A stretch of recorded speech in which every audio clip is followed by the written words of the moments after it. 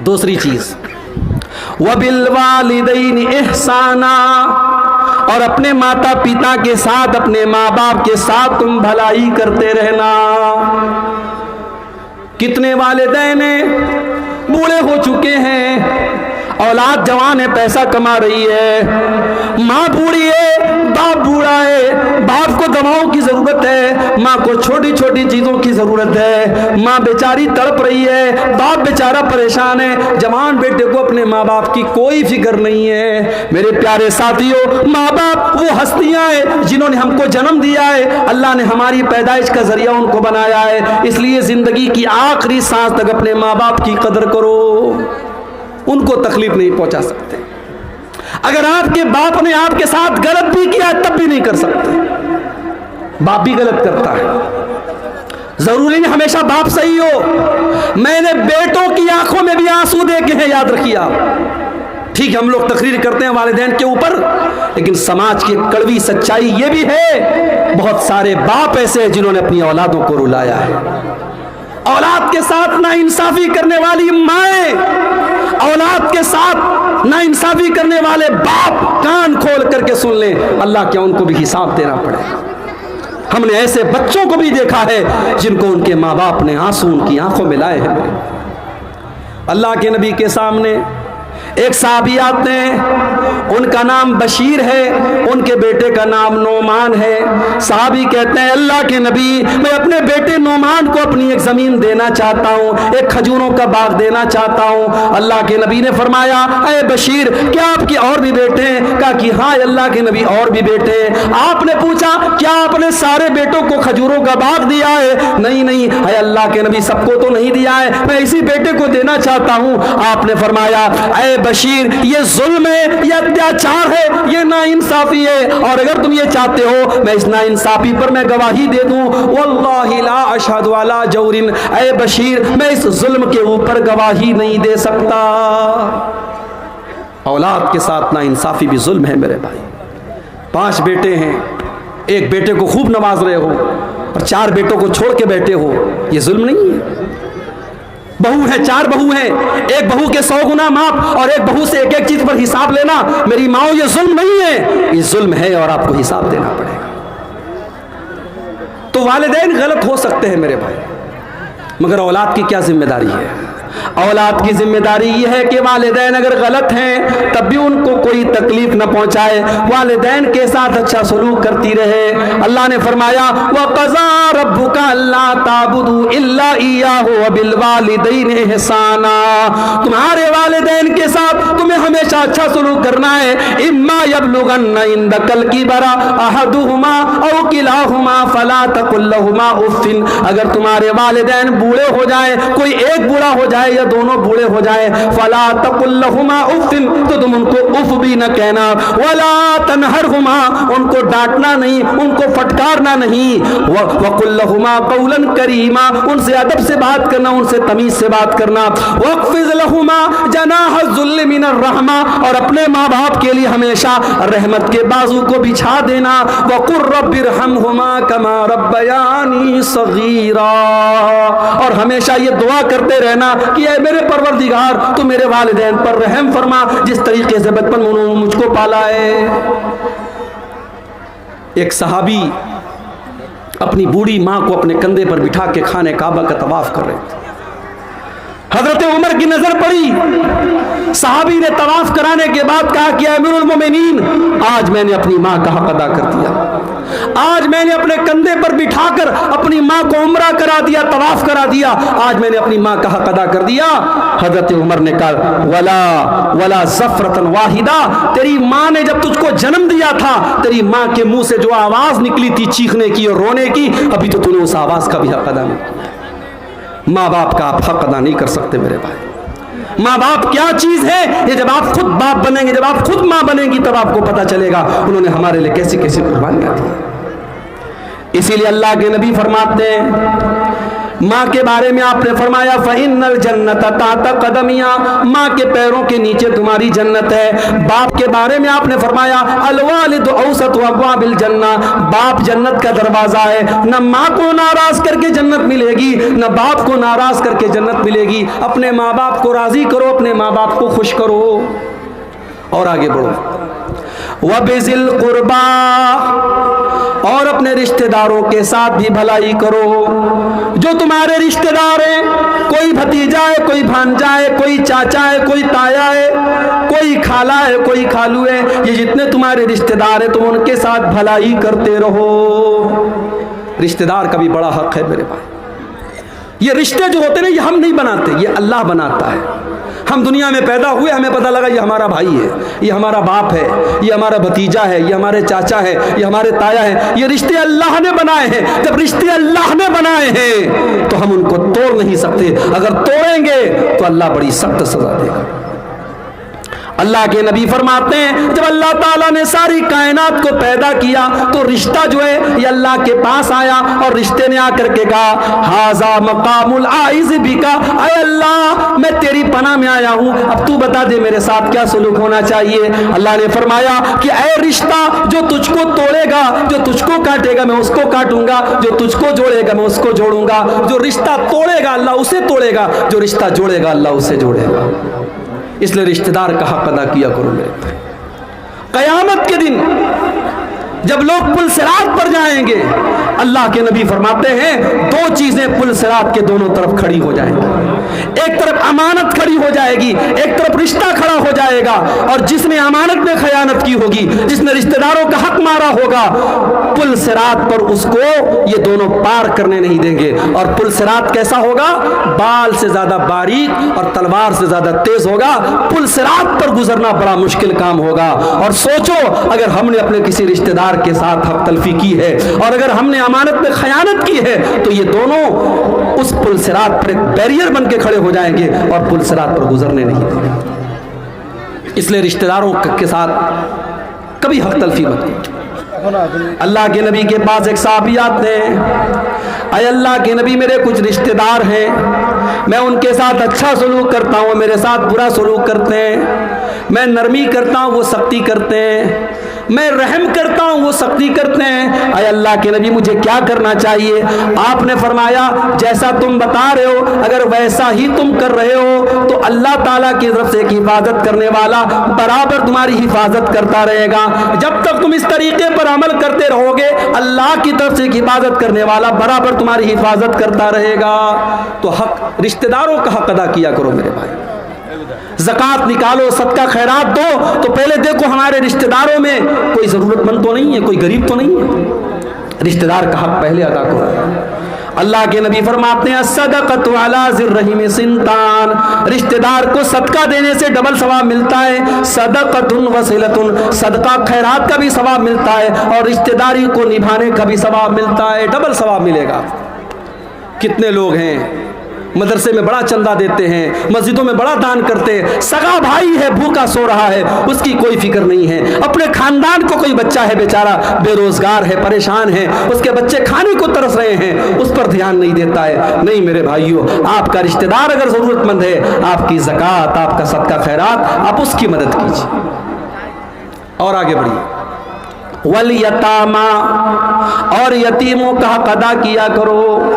جو اناتھ ہو گیا، جو یتیم ہو گیا، جس کا باپ دنیا سے چلا گیا، وہ بیچارہ بے سہارا ہو گیا، اس یتیم کا سہارا تم بن جاؤ، اس یتیم کی مدد کیا کرو۔ ہاں اگر یتیم کا مال کوئی ناجائز طریقے سے کھا رہا ہے اور یتیموں کے نام پر آنے والا پیسہ اس کے پیٹ میں جا رہا ہے، وہ کان کھول کر کے سن لے۔ اللہ فرماتا ہے ان الذین یاکلون اموال الیتامی ظلما انما یاکلون فی بطونہم نارا، جو لوگ یتیم کا مال ناجائز طریقے سے کھا رہے ہیں وہ اپنے پیٹ میں جہنم کی آگ بھر رہے ہیں۔ یتیم کا سہارا بنو، یتیم کا مال ہڑپنے والے مت بنو میرے بھائی۔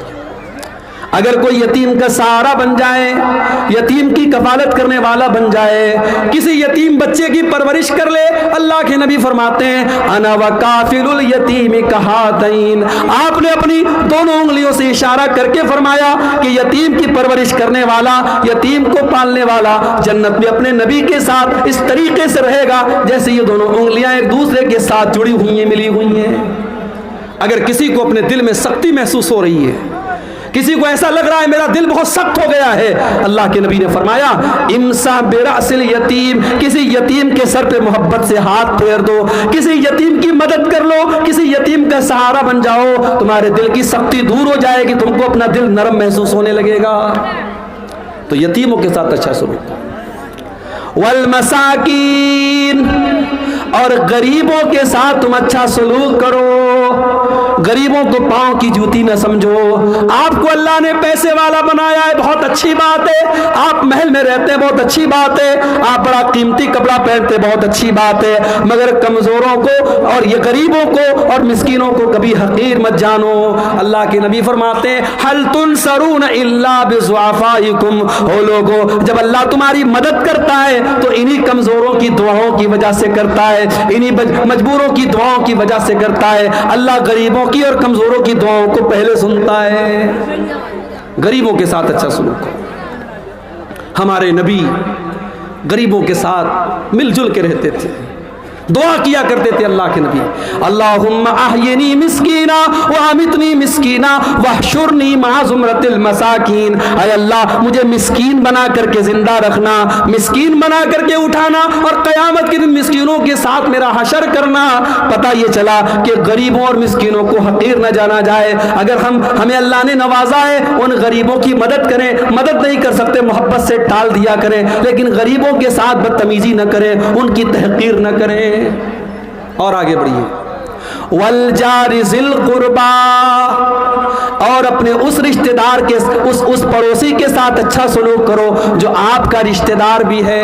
ایک ہوتا ہے پڑوسی، اور اگر پڑوسی رشتہ دار بھی ہے تو اس کا ڈبل حق ہے۔ اور بعض علماء نے کہا کہ یہاں والجار ذی القربا سے مراد وہ پڑوسی ہے جو مسلمان ہے۔ ایک تو پڑوسی ہے اوپر سے مسلمان ہے، پڑوسی کا حق اپنی جگہ اور مسلمان بھائی کا حق اپنی جگہ، اس پڑوسی کے ساتھ اچھا سلوک۔ جنت میں نہیں جا سکتے ہم اگر پڑوسی کو تکلیف پہنچا رہے ہیں۔ اسلام تو یہاں تک کہتا ہے آپ کا پڑوسی آپ کے مذہب کا ہے کہ نہیں، آپ کے مسلک کا ہے کہ نہیں، پڑوسی کو تکلیف نہیں پہنچانا ہے۔ اللہ کے نبی فرماتے ہیں وہ انسان جنت میں نہیں جا سکتا، وہ انسان جنت میں نہیں جا سکتا، وہ انسان جنت میں نہیں جا سکتا۔ صحابہ نے پوچھا اے اللہ کے نبی کون نہیں جا سکتا؟ آپ نے فرمایا من لا یامن جارہ بوائقہ، جس کا پڑوسی اس کی تکلیف سے محفوظ نہ ہو، جو اپنے پڑوسیوں کو تکلیف پہنچاتا ہو، اپنے پڑوسیوں کو ایذائیں دیتا ہو، اپنی زبان سے تکلیف پہنچاتا ہو، اپنے ہاتھ سے تکلیف پہنچاتا ہو، وہ انسان جنت میں نہیں جائے گا۔ پڑوسی کا بہت بڑا حق ہے۔ یہاں تک اللہ کے نبی نے فرمایا کھانا بنا رہے ہو، سالن میں تھوڑا پانی بڑھا دو، اگر تم کو پتہ چل جائے تمہارے پڑوسی کچھ بیچارے بھوکے ہیں، اپنے سالن، اگر سالن زیادہ پکانے کی طاقت نہیں ہے اس سالن میں پانی بڑھا دو تاکہ ان پڑوسیوں تک بھی سالن پہنچ جائے، ان کو بھی کھانا کھلا دو، ان کی بھی مدد کر دو۔ اما عائشہ فرماتی ہے کہ اللہ کے نبی نے فرمایا کہ حضرت جبریل مجھے اتنی وصیت کرتے تھے پڑوسی کے بارے میں حتی ظننت انہ سیورثہ، کہ میں نے سوچا کہ کہیں پڑوسی کو اللہ تعالیٰ وارث نہ بنا دے، کہیں وراثت میں پڑوسی کا حصہ نہ بنا دے۔ والجار ذی القربا والجار الجنوبی، تمہارا پڑوسی اگر اپنے مذہب کا ہے تب بھی اس کے ساتھ اچھا سلوک کرو، اور اگر تمہارے مذہب کا نہیں، اجنبی ہے، دوسرے مذہب کا ماننے والا ہے، تب بھی اس کے ساتھ اچھا سلوک کرو۔ والصاحب بالجنب، اور اپنے سفر کے ساتھی کے ساتھ، اپنے ہم سفر کے ساتھ بھی اچھا سلوک کرو۔ ٹرین میں سفر کر رہے ہو، آپ کے پڑوس میں آپ کے بغل والی سیٹ پر کوئی مسلمان بیٹھا ہے، کوئی غیر مسلم بیٹھا ہے، کوئی مرد بیٹھا ہے، کوئی عورت بیٹھی ہے، اگر اس کو کسی مدد کی ضرورت ہے اس کی مدد کر دیا کرو، اپنے ہم سفر کی بھی مدد کرو۔ اسلام یہ سکھاتا ہے میرے بھائیوں۔ اس کے بعد فرمایا وابن السبیل، اور مسافروں کی مدد کیا کرو۔ آپ کے گاؤں میں دوسرے گاؤں کا کوئی انسان آیا، بیچارہ پردیسی ہے، مسافر ہے، بھوکا ہے، اس کو کھانا کھلا دو، پیسے کی ضرورت ہے اس کو پیسہ دے دو، اس کو رات میں ٹھہرنا ہے ٹھہرنے کا انتظام کر دو، وابن السبیل مسافروں کی مدد کیا کرو۔ اور آخری چیز وَمَا مَلَكَتْ أَيْمَانُكُمْ، اور اپنے غلاموں کے ساتھ اپنے لونڈیوں کے ساتھ اچھا سلوک کیا کرو۔ حضرت انس 10 سال تک اللہ کے نبی کی خدمت کرتے ہیں، اور 10 سال تک اللہ کے نبی کی خدمت کرنے کے بعد کہتے ہیں کہ 10 سال کا عرصہ گزر گیا، نہ تو آج تک کبھی نبی نے مجھ کو مارا، نہ ڈانٹا، نہ برا بھلا کہا، اور میں نے نبی کے ذریعے کبھی کوئی سختی نہیں دیکھی۔ اپنے نوکروں کے ساتھ، اپنے انڈر میں کام کرنے والوں کے ساتھ ہمیشہ اچھا سلوک کرو۔ حضرت ابو ذر غفاری اللہ کے نبی کے پاس آتے ہیں، اے اللہ کے نبی، میرا ایک غلام ہے، میرا ایک نوکر ہے، میں نے غصے میں اس کو برا بھلا کہہ دیا، اس کی ماں کا نام لے کر کے اس کو تانا دے دیا۔ اللہ کے نبی نے فرمایا اے ابو ذر، یہ تو بہت غلط کام تم نے کر دیا، انک امرؤ فیک جاہلیہ، اے ابو ذر تم نے تو اتنا غلط کام کر دیا، یہ تو دور جاہلیت کا کام ہے، یہ تو اسلام کے پہلے کا کام ہے۔ اے ابو ذر تمہارے یہ جو نوکر چاکر ہیں یہ بھی تمہارے بھائی ہیں، یہ الگ بات ہے، اللہ نے تم کو مالک بنا دیا، اللہ نے ان کو تمہارا نوکر بنا دیا، وہ تمہارے انڈر میں کام کر رہے ہیں۔ اے ابو ذر اپنے نوکروں کو بھی وہی کھلاؤ جو تم خود کھاتے ہو، اور جو خود پہنتے ہو ان کو پہناؤ، اچھا کھلاؤ، اچھا پہناؤ، اچھا ان کو پلاؤ، اور اگر کوئی کام ان کے اوپر ڈالتے ہو اس کام میں ان کی مدد کیا کرو۔ اسلام وہ مذہب ہے میرے بھائی جو غلاموں کے ساتھ، لونڈیوں کے ساتھ، نوکروں کے ساتھ بھی اچھا سلوک کرنے کی تعلیم دیتا ہے۔ اب ظاہر ہے جو مذہب غلاموں اور لونڈیوں کے ساتھ اچھا سلوک کرنے کی تعلیم دیتا ہے، کیا وہ مذہب اس بات کی اجازت دے گا کہ آپ اپنی بیوی کے اوپر ہاتھ اٹھائیں؟ بہت سارے لوگ ہیں اپنی بیویوں کو جانوروں کی طرح مارتے رہتے ہیں اور یہ سمجھتے ہیں کہ صاحب ہم بڑے بہادر ہیں، ہم بڑے ترم خواں ہیں، ہماری بیوی تو ہم سے ڈرتی ہے۔ معاف کیجئے، بیوی کو ڈرا کر کے رکھنے والا شوہر بہت اچھا شوہر نہیں۔ جو لوگ یہ کہتے ہیں نا بڑے فخر سے اپنی مونچھوں پر تاؤ دے کے کہتے ہیں صاحب میری بیوی تو مجھ سے دب کے رہتی ہے، بیوی کو دبا کے رکھنا کون سے کمال کی بات ہے؟ بیوی کو ایسے رکھو کہ بیوی آپ سے محبت کرے، آپ کی چاہت میں پریشان ہو، آپ کے بغیر رہ نہ سکے، جس طریقے سے ہمارے نبی صلی اللہ علیہ وسلم اپنی بیویوں کو رکھا کرتے تھے۔ اور یاد رکھو جب پڑوسی کو تکلیف دینا حرام ہے، جب غلام کو تکلیف دینا حرام ہے، تو بیوی کو تکلیف دینا کیسے جائز ہو سکتا ہے؟ اسی لیے اللہ کے نبی اپنے آخری خطبے میں، جس کو خطبہ حجۃ الوداع کہا جاتا ہے، اس خطبے میں آپ نے فرمایا ایھا الناس استوصوا بالنساء خیرا، اے لوگوں اپنی عورتوں کے بارے میں اللہ سے ڈرا کرو، اللہ سے ڈرا کرو، اپنی عورتوں کے سلسلے میں اللہ کا خوف اپنے دل میں پیدا کرو۔ فإنکم اخذتموہن بأمان اللہ واستحللتم فروجہن بکلمۃ اللہ، جب تم نے اپنی بیوی کے ساتھ نکاح کیا، جب تم نے شادی کی، مولوی صاحب نے اللہ کا نام لے کر کے بیوی کو تمہارے لیے حلال کر دیا۔ جب مولوی صاحب نے کہا کہ میں فلانی کا نکاح تمہارے ساتھ کرتا ہوں اور تم نے کہا میں نے قبول کر لیا، وہ بیوی کل سر سے پیر تک تمہارے لیے حرام تھی، آج سر سے پیر تک حلال ہو گئی۔ وہ لوگوں تم نے اللہ کا نام لے کر کے اپنی بیوی سے نکاح کیا ہے اور اس کو اپنے لیے حلال کیا ہے، اس لیے بیوی کے اوپر کوئی ظلم نہ کرنا، کوئی اتیاچار نہ کرنا، ان کے ساتھ برا سلوک نہ کرنا۔ ایک صحابی نے اللہ کے نبی سے پوچھا اے اللہ کے نبی بیوی کا حق کیا ہے ہمارے اوپر؟ آج کوئی شوہر یہ نہیں پوچھے گا، سارے شوہر یہ کہیں گے مولوی صاحب عورتوں کو سمجھائیے، کوئی شوہر کبھی آ کے مولوی صاحب سے یہ نہیں کہے گا مولوی صاحب مجھ کو میرا حق بتائیے، مجھے کیا کرنا چاہیے بیوی کے ساتھ۔ صحابی نے آ کے پوچھا اے اللہ کے نبی ما حق زوجتی احدنا علی، اے اللہ کے نبی بیوی کا حق ہمارے اوپر کیا ہے؟ آپ نے فرمایا ان تطعمها اذا طعمت وتلبسها اذا لبست، جو تم کھاؤ اپنی بیوی کو کھلاؤ اور جو جس اسٹینڈرڈ کا کپڑا تم پہنتے ہو اپنی بیوی کو پہناؤ، ولا تضرب الوجہ، اور کبھی بیوی کے چہرے پر ہاتھ نہ اٹھاؤ، ولا تقبح، اور کبھی بیوی سے گالی گلوچ نہ کرو، ولا تہجر الا فی البیت، اور بیوی سے جتنا بھی ناراض ہو جاؤ کبھی گھر کے باہر مت نکالو، گھر کا جھگڑا گھر کے باہر نہ جائے، بیوی سے ناراض ہو گھر کے اندر تک بات رکھو، گھر کے باہر بات نہیں جانی چاہیے۔ بیوی کا حق یہ ہے میرے بھائی۔ شوہر کا حق کیا ہے؟ میری مائیں بہنیں سن لیں، اللہ کے نبی سے پوچھا گیا بہترین شوہر کیا ہے؟ بہترین عورت کون سی عورت ہے جو اپنے شوہر کے لیے بہترین بیوی کون سی ہے؟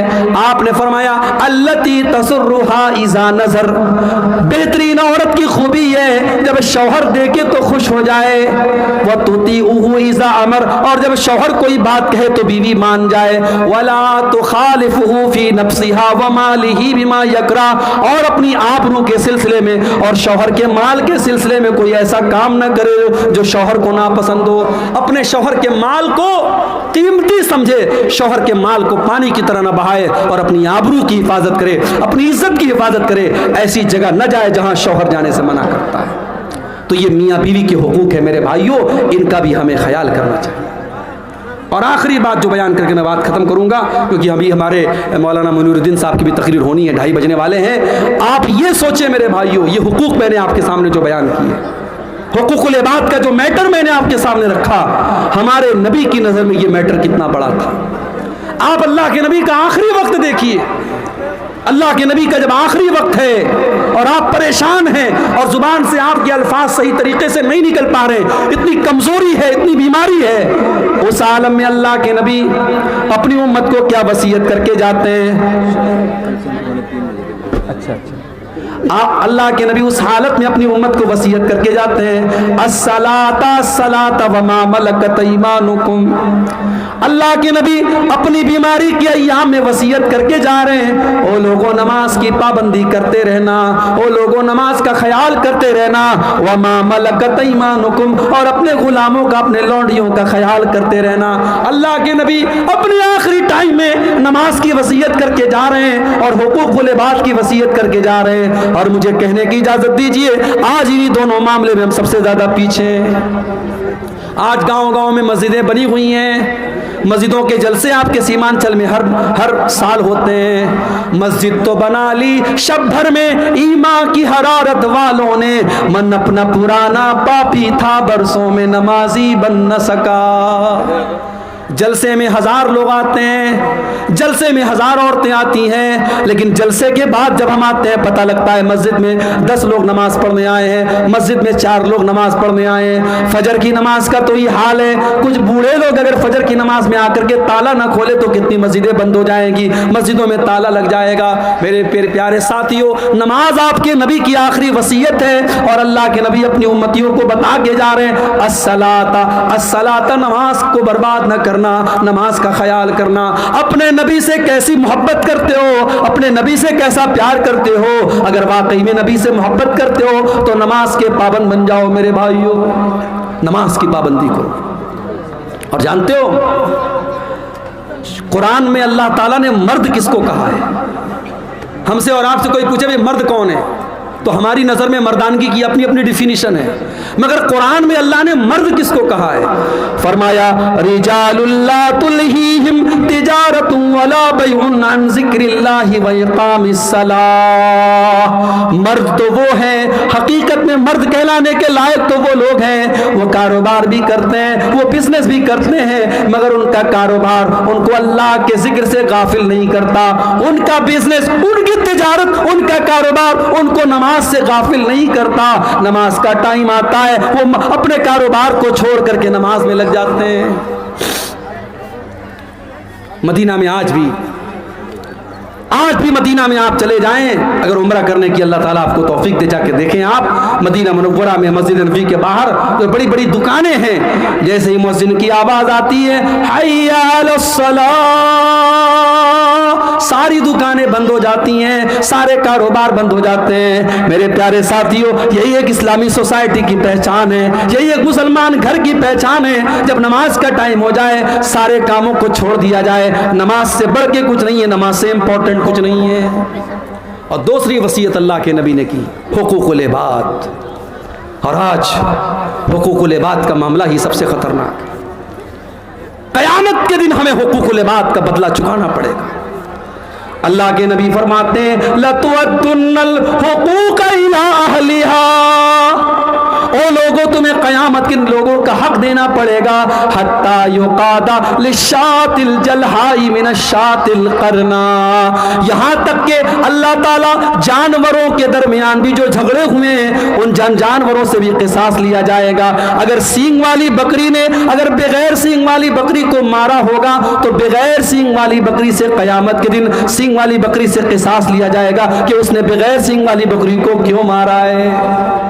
جانوروں میں بھی قصاص ہوگا، اور جانتے ہو جانوروں سے جب اللہ تعالیٰ قصاص لے لے گا تو سارے جانوروں سے جب بدلہ لے لیا جائے گا ان کے آپس کے ظلم و ستم کا، تو اللہ جانوروں سے کہے گا کونو ترابا، اے جانوروں تم مٹی ہو جاؤ، تو سب مٹی ہو جائیں گے۔ سارے جتنے جانور ہیں، بکری بکرا بھیڑی بھیڑا کتا کتیا، سب مٹی بن جائیں گے، ختم ہو جائیں گے سب۔ اور جب یہ منظر کافر دیکھے گا تو کافر کیا کہے گا؟ انا انذرناکم عذابا قریبا، او لوگو ہم تم کو قیامت کے دن کو اس عذاب سے ڈرا رہے، یوم ینظر المرء ما قدمت یدا، جس دن انسان یہ دیکھ لے گا کہ میں نے کیا آگے بڑھایا تھا، میں نے کیا کرتوت آگے بڑھایا تھا، میں نے کیا عمل آگے کے لیے بڑھایا تھا۔ وَيَقُولُ الْكَافِرُ يَا لَيْتَنِي كُنْتُ تُرَابًا، اور کافر کہے گا اے اللہ کاش میں بھی جانور ہوتا تو آج تم مجھ سے کہہ دیتا مٹی ہو جا اور میں مٹی ہو جاتا، اے اللہ کاش کہ میں انسان نہ ہوتا تو آج میرا حساب و کتاب نہ ہوا ہوتا۔ میرے بھائیوں قیامت کے دن ہمیں احساس ہوگا کہ حقوق العباد کا میٹر کتنا خطرناک ہے۔ دنیا میں سلجھا لو میرے بھائی، دنیا میں حل کر لو۔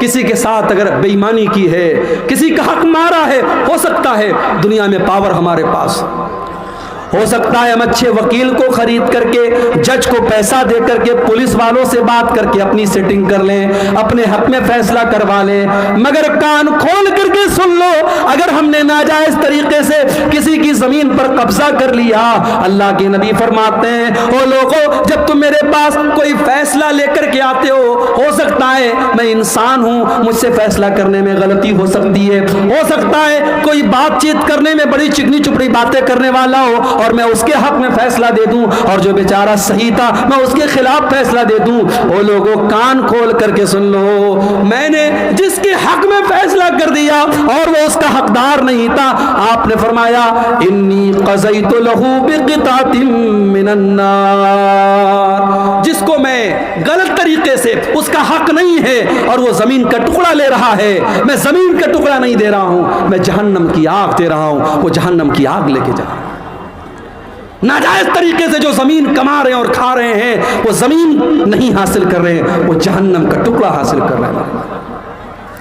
اسی لیے اللہ کے نبی فرماتے ہیں من اخذ شبرا من الارض، جس نے ایک بالشت، ایک ہمارے ہاتھ کے پنجے کا جو ناپ ہے، ایک بالشت اگر کسی کی زمین آپ نے ہڑپ لی، ایک بتا زمین آپ نے کسی دوسرے کی ہڑپ لی، اللہ کے نبی فرماتے ہیں من اخذ شبرا من الارض، ایک بالشت زمین اگر کسی نے ہڑپ لی طوق من سبع ارضین یوم القیامہ، اس کے گلے میں قیامت کے دن 7 زمینوں کا طوق بنا کر کے ڈالا جائے گا، 7 زمینوں کا طوق بنا کر کے اس کی گردن میں ڈالا جائے گا۔ اتنا خطرناک عذاب ہوگا۔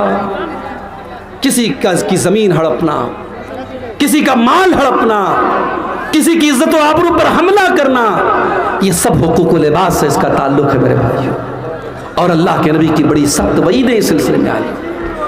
آج حقوق اللہ پر تو بہت محنت ہو رہی ہے ماشاءاللہ، اور ہونی بھی چاہیے۔ نماز کی طرف لوگ آ جاتے ہیں، پیسہ ہوتا حج کر لیتے، عمرہ کر لیتے، مگر حقوق العباد کے معاملے میں بڑی لاپرواہی ہے۔ امام سفیان ثوری کہا کرتے تھے اگر تم اللہ تعالیٰ کے یہاں اس حال میں جاؤ کہ تم نے 70 گناہ ایسے کیے جن کا تعلق تمہارے اور اللہ کے بیچ میں ہے، 70 گناہ ایسے کر کے گئے جن کا تعلق حقوق اللہ سے ہے، اللہ کے حقوق سے ہے، اور 30 گناہ ایسے کر کے گئے جس کا تعلق حقوق العباد سے ہے، تو تم بہت بڑے خطرے میں ہو۔ جو حقوق العباد والے گناہ لے کر کے گئے ہو اس کا خطرہ زیادہ ہے میرے بھائی۔ اس لیے حقوق العباد کے معاملے میں میرے بھائیو، اور جب حقوق العباد کی بات آئی ہے تو ایک بات اور کہنا چاہوں گا، پیسہ کمانا اسلام کی نظر میں برا نہیں ہے، معاف کیجئے گا، پیسہ کمانا برا نہیں ہے، پیسہ کمانے کے ہزاروں راستے ہیں، حلال راستے ہیں، خوب پیسہ کماؤ، پورے گاؤں میں آپ کا مکان سب سے اچھا بن جائے، ہمیں کوئی پرابلم نہیں ہے، سب سے زیادہ آپ کے پاس دولت آ جائے، کوئی پرابلم نہیں ہے۔ پرابلم یہ ہے کہ انسان پیسہ کمانے کے پیچھے اندھا ہو جائے۔ ابھی میں نے سنا ہے آپ کے علاقے میں کرپٹو کرنسی کے ذریعے پیسہ کمانے کی بڑی ہوڑ مچی ہوئی ہے۔ ایک نوجوان نے بتایا بہت ساری کمپنیاں آئی ہوئی ہیں، اس کمپنی میں پیسہ لگا لو ڈیلی اتنا پیسہ ملے گا، اس کمپنی میں پیسہ لگا لو ڈیلی اتنا ملے گا، 10 لوگوں کو جوڑ دو اتنا پیسہ ملے گا۔ بھائی صاحب، آپ اگر کہیں پیسہ لگا رہے ہیں، شریعت میں یہ ہے کہ آپ تجارت کر سکتے ہیں۔ اگر آپ خود تجارت نہیں کر سکتے، آپ نے کسی کو پیسہ دے دیا، وہ بزنس کر رہا ہے، پرسنٹیج طے ہو گیا، 50% وہ کھائے گا، 50% آپ لیں گے، کوئی مسئلہ نہیں۔ لیکن آپ نے جس کمپنی میں پیسہ لگایا، وہ کمپنی کیا کر رہی ہے، اس کا بزنس کیا ہے، اس کا کاروبار کیا ہے، کچھ اتا پتہ نہیں۔ صاحب کوائن خرید رہے ہیں، کرپٹو کرنسی ہے، علماء کے فتوے موجود ہیں، یہ کرپٹو کرنسی صحیح نہیں ہے۔ کرنسی وہ ہوتی ہے جو آپ کے ہاتھ میں ہوتی ہے، جس کے آپ مالک ہوتے ہیں، جس کو آپ جب چاہے تب خرید سکتے ہیں، بیچ سکتے ہیں، جس کو کمپنی لاک کر دے رہی ہے کہ صاحب آپ 1 سال کے لیے کچھ نہیں کر سکتے، آپ کو ڈیلی ریوارڈ ملے گا، وہ صحیح نہیں ہے۔ اور نیٹ ورکنگ کی جتنی شکلیں ہیں، علماء کے فتوے موجود ہیں تفصیل سے، آپ ان فتووں کو جا کے دیکھ لیں، انٹرنیٹ پر بھی آپ کو مل جائیں گے۔ نیٹ ورکنگ کے ذریعے جتنے کام ہو رہے ہیں، یہ بالکل بھی صحیح نہیں ہے۔ حلال طریقے سے کاروبار کرو میرے بھائی، جائز طریقے سے۔ پیسہ کمانا بہت اچھی بات ہے، پیسہ کمانے کے حلال راستے اپناؤ۔ اللہ کے نبی فرماتے ہیں یاتی علی الناس زمان لا یبال المرء من این اخذ المال، ایک دور ایسا آئے گا انسان پرواہ نہیں کرے گا کہ مال کہاں سے کما رہا ہے، حلال طریقے سے کما رہا ہے کہ حرام طریقے سے کما رہا ہے۔ پیسہ تو قارون کے پاس ہی بہت تھا، لیکن قارون کا انجام کیا ہوا؟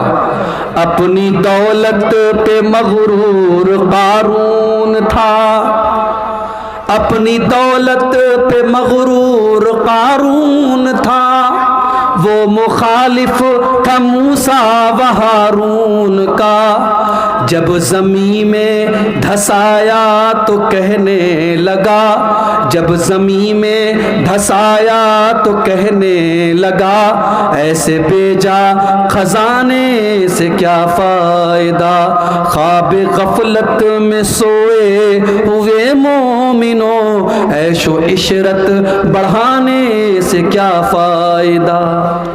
اللہ کے نہ کرسی کام دے گی، نہ دولت کام دے گی میرے بھائی، اللہ کے ہمارا اور آپ کا عمل کام دے گا۔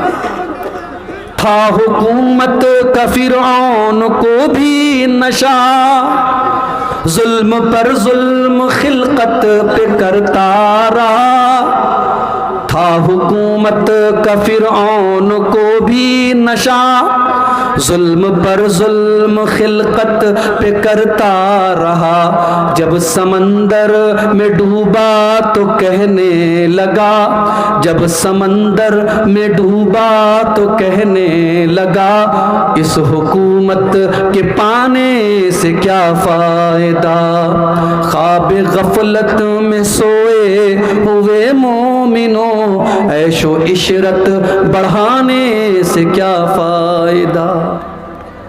دولت کمانے کے حلال راستے اپناؤ میرے بھائی، یہ سٹے کے ذریعے پیسہ کمانا، یہ جوا کے ذریعے پیسہ کمانا، یہ آن لائن حرام طریقے سے ایپ کے ذریعے پیسہ کمانا، یہ صحیح نہیں۔ محنت کرو، تجارت کرو، دماغ لگاؤ، تجارت کر کے لوگ کروڑوں اربوں کماتے ہیں، آپ بھی کما سکتے ہیں میرے بھائی۔ حرام راستہ مت اپناؤ، حرام کی کمائی ہمارے گھر میں آئے گی، ہماری نیکیوں کو برباد کر دے گی، ہمارے بچوں کی رگوں میں حرام کا خون دوڑے گا، ہمارے بچوں کی نیکیاں قبول نہیں ہوگی۔ اللہ کے نبی فرماتے ہیں وَمَطْعَمُهُ حرام وَمَشْرَبُهُ حرام وَمَلْبَسُهُ حرام وَغُذِّيَ بِالْحَرام فَأَنَّى يُسْتَجَابُ لِذَلِكَ، جس کا کھانا حرام کمائی کا، جس کا پانی حرام کمائی کا، جس کا کپڑا حرام کمائی کا، وہ انسان جتنی بھی لمبی لمبی دعائیں کرے، اس کی دعا کہاں سے قبول ہوگی؟ اس لیے میرے بھائیوں، حقوق العباد میں یہ بات بھی شامل ہے، حرام اور ناجائز طریقے سے ہم کسی کا مال نہ کھائیں۔ اپنے نوجوانوں سے کہنا چاہتا ہوں، طاقتور بنو، طاقت کا غلط استعمال مت کرو۔ اللہ کے نبی فرماتے ہیں المومن القوی خیر واحب الی اللہ من المومن الضعیف، ताकतवर मोमिन कमजोर मोमिन से ज्यादा पसंद है अल्लाह ताला। कमजोर भी पसंद है, ताकतवर भी पसंद है, मगर ताकतवर ज्यादा पसंद है। इसलिए ताकतवर बनो, अपने जिस्म के एतबार से भी, अपने इल्म के एतबार से भी, अपनी टेक्नोलॉजी के एतबार से भी और दौलत के एतबार से भी ताकतवर बनो। आज हमारी कौम को ताकतवर लोगों की जरूरत है, मगर ताकत का कोई मिस यूज नहीं होना चाहिए, ताकत का गलत इस्तेमाल नहीं होना चाहिए। हुकूकुल इबाद के ताल्लुक से ये चंद बातें मैंने आपके सामने रखी हैं मेरे भाइयों, इस उम्मीद के साथ कि आज जब हम यहाँ से उठेंगे तो हम जाकर के अपने बिस्तर पर हम ये सोचेंगे कि कहीं ऐसा तो नहीं कि हमारी ज़ात के ज़रिए किसी को तकलीफ़ पहुँच रही है, कहीं ऐसा तो नहीं कि हम किसी को अपनी ज़ात के ज़रिए तकलीफ़ पहुँचा रहे हैं, किसी का हक मार रहे हैं। अगर ऐसा है तो अपनी मरने के पहले अपनी ज़िंदगी में मुझसे माफ़ी मांग लें, उससे क़िसास ले लें। अल्लाह के नबी जंग के मैदान में सबको सीधा कर रहे हैं। एक सहाबी जिनका नाम सवाद इब्न गज़िया है, अल्लाह के नबी सल्लल्लाहु अलैहि वसल्लम अपने नेज़े से सबको सीधा कर रहे हैं, नेज़ा उनके पेट में लग गया। सहाबी ने कहा, अल्लाह के नबी आपने मुझे तकलीफ़ पहुँचाई है, अय अल्लाह के नबी आपने मेरे पेट में नेज़ा चुभोया है, मुझे तकलीफ़ पहुँचाई है, मैं भी आपको उससे बदला लूँगा, आपको उससे क़िसास लूँगा। कुर्बान जाओ अपने नबी के ऊपर। मेरे नबी भी कैसे नबी थे और कैसे इंसान थे। आपने फौरन अपना कपड़ा उठाया, अपना पेट खोला कि ले लो भाई बदला ले लो। सहाबी ने पेट को चूम लिया। सहाबी ने कहा, अल्लाह के नबी मेरा मकसद आपसे बदला लेना नहीं था, मैं तो ये चाहता था आखिरी टाइम है, अभी जंग शुरू होने वाली है, क्या पता मैं अल्लाह की राह में शहीद हो जाऊं। अल्लाह के नबी मैं चाहता था मरने के पहले आखिरी मर्तबा आपके जिस्म को चूम करके जाऊं, आपके जिस्म को टच करके जाऊं, ये मेरा मकसद था अल्लाह के नबी, और कोई मकसद नहीं था। मेरे भाइयों, इस्लाम हुकूकुल इबाद के मामले में बहुत सख्त है, इसलिए अगर हुकूकुल इबाद में हमसे कोई हक तलफी और कमी हुई है उसको अपनी ज़िंदगी में हम माफ़ करा लें और अल्लाह से माफ़ी भी मांगा करें कि अगर हमसे किसी के हक में कोई कमी और हक तलफी हुई है तो अल्लाह उसको माफ़ कर दे। दुआ है रब्बुल आलमीन से, रब्बुल आलमीन हम सबको हुकूकुल इबाद के मामले में होशियार रहने की तौफीक अता फरमाए। हमारी ज़ात से, हमारी ज़ुबान से, हमारे हाथों से अगर किसी को तकलीफ़ पहुँची है, अल्लाह ताला हमें ज़िंदगी में उससे माफ़ी मांगने की तौफीक अता फरमाए। जो हम में से औलाद वाले हैं, अल्लाह ताला उनको अपने औलाद के साथ सही सलूक करने की तौफीक दे। जो औलाद हैं, अल्लाह उनको अपने वालिदैन के साथ सही सलूक करने की तौफीक अता